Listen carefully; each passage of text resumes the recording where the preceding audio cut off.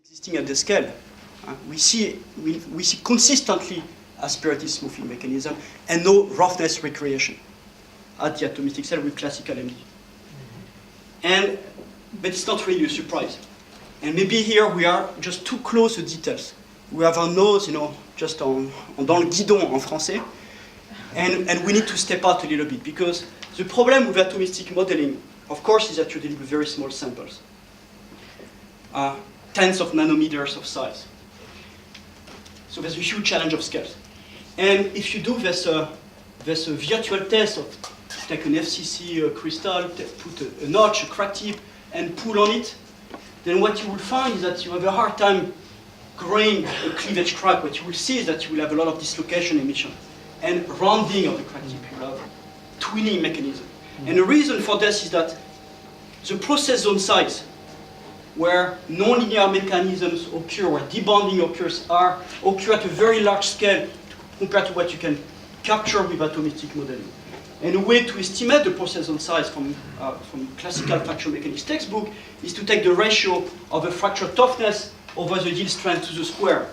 And then if you take an HB map, where we take the yield strength here on this axis, this is the fracture toughness, log scale, and you see different materials group, metals in blue, polymers are here, rocks are there, ceramics. And we can play this game of plotting what is the fracture toughness to the yield strength square. And those are those oblique lines. And the values are reported there. So for metals, for instance, typical process zone size is millimeter size. Way bigger than we can hope to achieve with atomistic modeling, right? So Jean-François, this quantity is calculated in static? Yes. Fraction. Yes. Yeah. How is it dependent on dynamics? So how, okay, so dynamics, it's a very interesting question. In dynamics, as a crack tip accelerates, you will find that the process zone size is shrinking. Mm-hmm. But at some point, when you go to a super shear regime, it's increasing again. But it's not, even in dynamics, it's not shrinking enough that it will bring this type of scale nearly to what you can do with a classical MD atomistic model. So it's a fact. You just have to be aware of this. That growing cracks in atomistic is a challenge, right? But I think we all know this. Even for ceramics are more brittle. So the process zone size is smaller. But still quite big, 100 nanometers. Yes? Sorry, there's carbon on it, for example. If you think about silicon, that is a brittle system that cracks by releasing at one at a time. What does the process zone size mean in that context? Sorry? If you think about carbon, if you think about diamond, yeah, it breaks by breaking individual bonds at one Right. time. What does the process zone size mean? Okay, I'll go back to this. We did some calculations with diamond using your potential. And in fact, diamond is a nice material for this because then we can hope on a reasonable computer cluster to capture the processing size. So let's say 5 nanometers, 10 nanometers, nanometer size. Okay, so the idea of Ramin as a very nice idea was to step away from a classical MD atomistic potentials such as EM and make materials artificially brittle, extremely brittle, so that we are in a zone here with tiny process zone size. We use modeling not as a quantitative tool, but as a qualitative tool to observe trends. So that's the idea. And yes? But you may completely miss out on the mechanisms that are important. Which one? Dislocation plasticity. Yeah, all right, okay. Because that's what brings the fracture toughness to metals. We have to use large scales. So we have some sort of plasticity, okay, but I wouldn't say it's a rigorous plasticity. This is not an EM potential, okay. We are not modeling a specific material. You have to view this as a coarse grain material. Somewhere you have to lose, all right? You have to lose something. You cannot just take one hammer to hit all the nails possibly in the world. So, right? Bear with me. Okay. We step out. We have a coarse-grained potential. Very simple potential. Here it is. The details are in this reference. So it's a pair potential. So the force felt between two adjacent atoms is going to be function of the distance between those two atoms. And you have here the potential energy. So the potential energy is it's a very simple model where we have the repulsive part, equilibrium distance, attractive part, and we have we control the depth of the well, and that gives us a handle on the free surface energy. Okay, so the energy necessary to separate two rows of atoms, that's going to give us the ability to control the ability to drive cracks. And we have a handle with changing the slope here from red, ductile, soft to black, brittle, hard. We have a control on the unstable stacking fault energy. Okay, the energetic barrier necessary to slide one row of atom on top of the other. So Eric, this unstable stacking fault energy is one way of tricking, of modeling plasticity. But of course, it's not an accurate modeling as plasticity that you will get with a state-of-the-art potential, EM potential for whatever material you want, right? So we have those two mechanisms, okay? We have those two mechanisms. We cannot make the slope steeper than this. That's the steepest slope we can get. Steeper than this, we have an unstable material. And it's an important detail also, but I want to mention it. The slope is only changing at 10% stretch. We don't change the slope at the bottom of the well so that at equilibrium we do not, at the same time when we vary our potential, we do not change the elastic properties. So we have a well-defined Young's modulus, shear modulus at equilibrium. Yes? Is it a reactive potential? Do you have possibility to break and form bonds? Okay, the bonds can break, and then the atoms can meet again. So based on the distance, we are breaking and reconnecting bonds constantly. Yes. Okay, so with this potential, if we take the same test as before of a notch under tension, you can see if we use the red potential, a fairly ductile, soft potential, we get crack blunting. If you make it very brittle, you get a cleavage crack within a narrow window of computer time on our computer cluster. And we can also do numerical indentation tests. You have here a spherical indenter, and we can measure the contact pressure as a function of indentation depth for those various slopes here. And you see that we have a handle on the hardness. Experimentally, you will measure the hardness at the height of those plateaux. You can go from a low hardness to a high hardness for the most brittle potential. Okay? So let me go back to this notion of coarse graining. I think it's an important point. So we are zooming out, okay? And it goes back also to last question. So here I'm taking the steepest slope,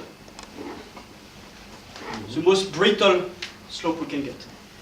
Then really what I have now is two control parameters. The depth of potential E and the equilibrium distance R0. And the Young's modulus, yield strength, fracture toughness, can be expressed as function of those two parameters, E and R0. So there really we have two independent parameters to play with. So if you say that R0 is 0.2 nanometers atomistic distance, and E is 5 electron volt, then if you compute what is the corresponding Young's modulus, yield strength, fracture toughness, you will find that you are roughly mimicking a very dirty, inaccurate, but you are ballpark following diamond properties. Now, if you say, for instance, let's take this line, that R0 is 45 nanometers. So don't view an atom as an atom, but view a particle as a block of grains. So it's now a large quantity from an atomistic point of view. So if R0 is 45 nanometer, we can get properties that are that tell us that we are amenable to rocks. Okay? So maybe later we can discuss a bit how to interpret the values we compute in terms of different material property groups. So okay, I will start with this now with the simplest numerical model we can think of for asperity interactions. This is 2D calculations, but you also have 3D calculations. We have two blocks, two solid blocks, dry contact, no lubricant. We have two asperities, blue and red, but the coloring is completely artificial. It's just to track where the atoms go. And in fact, we can play with the bulk and adhesive properties between the two blocks. This is fixed on the bottom. On the top, we're going to maintain a constant pressure. P is maintained constant. And we're going to apply a fixed displacement. And because we have periodic boundary conditions on the side, whenever the red asperity gets past the blue, it's going to come back left, and we're going to have, as this junction is going to meet indefinitely. Okay. And yes, we have also a thermostat region so that we can control the temperature, because as we inject mechanical work, very quickly things will heat up, and we need a kinetic energy sink, otherwise things will melt. Okay, so we can control bulk and adhesive properties. We can control the size of the asperities, the shape. We can control the spacing so that we have a big overlap, a big collision, or a very shallow collision. So all those are control parameters in the model. Yes? In view of Martin's remark before on the slopes, so that when you see this picture, you expect that you touch on a slope which is very, very large, actually. Yes. Do you think it can be an issue? So the overlap, if you have a high protruding asperities, if the overlap is big, you will have a large inside junction. You will have a lot of shear. Things will flatten out, and but yes, it will affect directly what is the effective junction size at the peak shear force. We're going to get back to this. Okay, so if we use the most ductile potential, we observe a mechanism that has been observed by many other groups, including Rigney's classical tribal layer MD calculations. What we see is this. So it's an adhesive junction. You see there's transfer from one surface to the other, and eventually you are forming a continuous grand boundary between the two crystals. Remember, we keep having a constant pressure, so the gap is going to close. And that's classical. So we have a smooth process, a lot of transfer, and this is coherent with Horn's mechanism, asperity smoothing. At the scale of our simulation box, which, as you see, is not gigantic. Huh? We don't have the biggest computer in the world. We do what we can on the machines we have at EPFL. Now, if we take the brittle potential, things are very different. And we got really excited about this because we observe a completely different mechanism of debris formation. As we slide, now we found a debris that's rolling onto itself. We deposit layer onto layer. Debris is going to steady state size. You see the initial asperities are in color in the middle. And we seem to converge, although we are looking more into this, we seem to converge to steady state roughness. But we have a process of roughness recreation. So there could be a lot of interesting questions actually, what controls this roughness? Let me replay this. What I want to point out is that initially we drive those cracks. Like in the Brocklin Fleming experiment from the 60s, where we had two cracks propagating and then forming again. And so in these two simulations, what is the microscopic parameter that you changed? The potential. So it's a red curve Which part of the and a black curve. So one calculation with this red curve, giving me a very a lot of activity of whatever plastic activity in between brackets, right? And the other simulation was the most brittle potential that give me an ability to with very brittle behavior. So R naught only. You change R naught. No, we change the slope. Or the slope. Just those two different slopes. Okay. The distance of interactions. When I shorten this distance, when I steepen the slope, I make it more brittle. But anyway, the scale bars for these two movies would be very different. So scale bars. The real scale bars. If you plot scale bars, if you plot R0, you'll get different pictures, right? So now you show them on a scale that they look the same. But No, very R0 is the same. Here, R0 is the same. I have a comment here. So in these two potential, I think I know. the R0 is the same, and in case of that question that you asked, in terms of the macroscopic response, you have the same elastic properties, but we just tune the hardness of the material, inelastic properties of the I material. don't think he listened.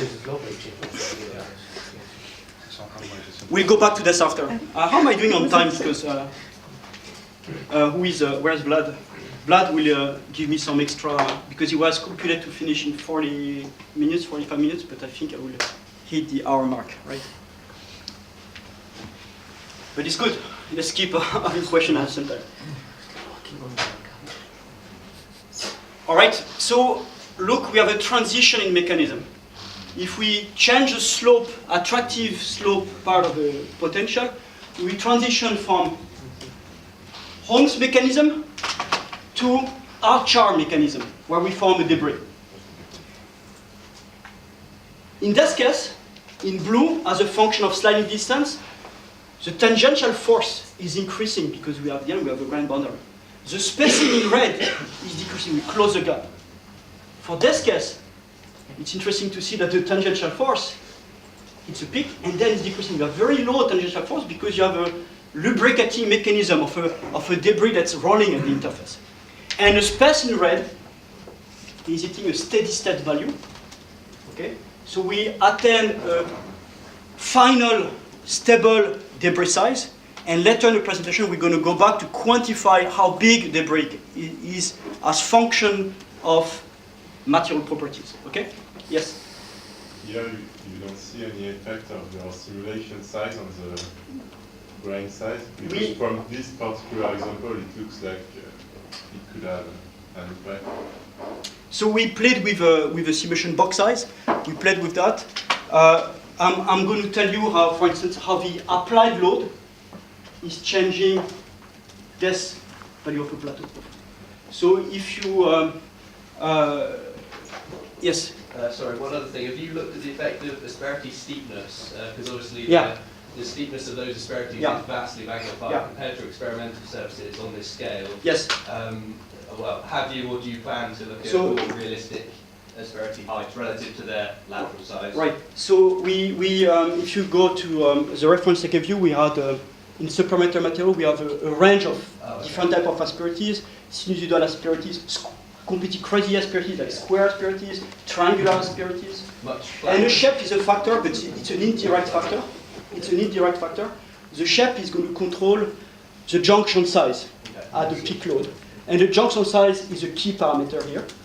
But the shape gets very quickly destroyed. Yeah, of course. So it's just the initial initiation is the bit. So the shape matters in determining the junction size. Yeah. But you lose the shape very quickly, yes, right. I'm trying to understand for the brittle potential, at which point does the simulation depend on the fact that it is periodic? So when you start to have this particle becoming larger and larger, so I assume that at a certain point that just depends, it's a little bit of a property of the method or not? So it's a very good question. There's a lot of things we're looking at currently that I will not present today, where we look at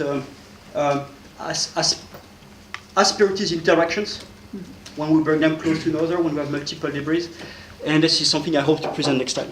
So now I don't have a definite answer for you.